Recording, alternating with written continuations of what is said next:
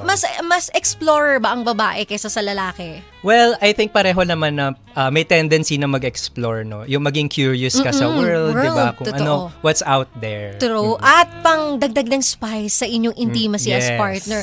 So, yung babae, bumili siya ng sex toys. Oh. So, pumayag naman ang kanyang husband. Pero, yun nga, akala nung husband gagamitin nilang dalawa kapag silang dalawa magkasama. Nahuli nung lalaki na naglalaro mag-isa ang kanyang misis. So, feeling niya, ako ba yung iniisip o baka ibang lalaki na? Kasi daw, hindi na daw nahintay ni misis ang kanyang asawa dahil init na siya, Dok. Ano ba yung temperature doon? Baka hindi bukas ang aircon. True. No? Kaya siya O kaya init na init. walang electric fan. Baka walang electric True. fan. Kaya hindi niya na mapigilan. Hindi na O baka napigilan ni Mrs. kulang sa Yes. paligo. Kasi minsan nakakatulong din yan to refresh, para di ba? Tama ka dyan. Mawala yung init natin. So, ito nga yung magiging topic natin. So, para sa ating letter sender at sa lahat ng ka-vibes natin, our topic for tonight, acceptable ba ang paggamit ng sex toys? Ayan na, una nating itatanong kay Doc Bench. Okay, sige. So, sa first question natin, 'di ba, kung acceptable ba ang sex toys or not?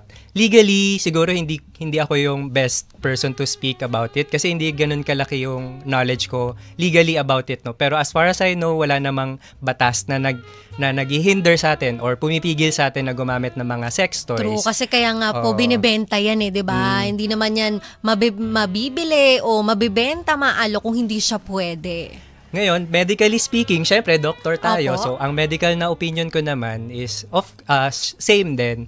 Wala rin medical reason na pumipigil sa atin na gumamit ng mga sex toys as long as we do it right and with the right sex toy. Tapos, ano kasi yan, parang at the end of the day, it's a personal decision nung kung sino man yung gagamit.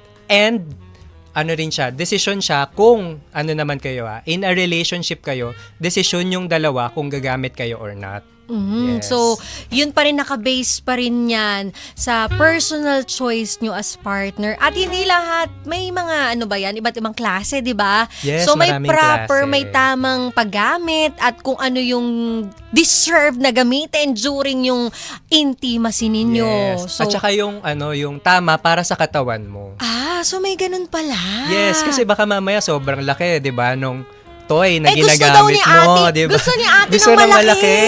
Gusto niya. Basta siguro kasya. Pero syempre dapat may mga risks, may mga iniiwasan tayong risk kasi kapag sobrang laki ng mga ini-insert natin ng mga sex toys, Lalo for example. sa ating parte ng katawan. Kasi hindi naman talaga hindi natin mapipilit na kung may malaki tayong ilalagay, 'di ba? So dapat talaga mag-ingat tayo sa kung ano yung mga nilalagay natin ng mga sex toys sa loob ng katawan natin. Swak lang dapat at malinis. Yes.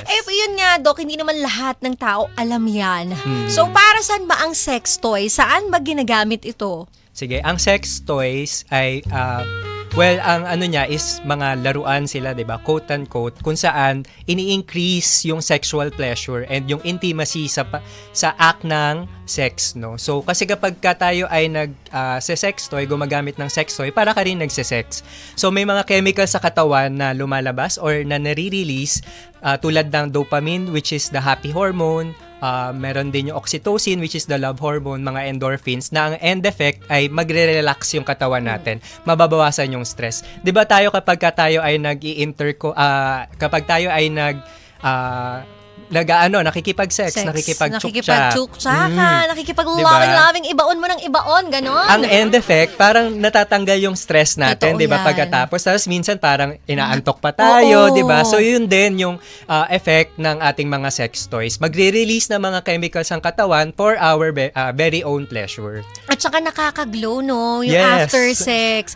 Kaya pala hindi na ako glowing kasi wala akong sex. So, Ako ba glowing ba ako? Oo, Doc. Super! Parang Iba yata yung reason ng akin. Baka nagba-vitamins ka, Vitamins no? lang, Tsaka vitamins. exercise. And kulang pa sa exercise. Vitamins lang siguro. Ayun. And proper diet. Ay! Ibang topic yun. Sana ibang all topic. talaga. Buti pa si Doc. Ito nga, Doc. Yun nga, di ba?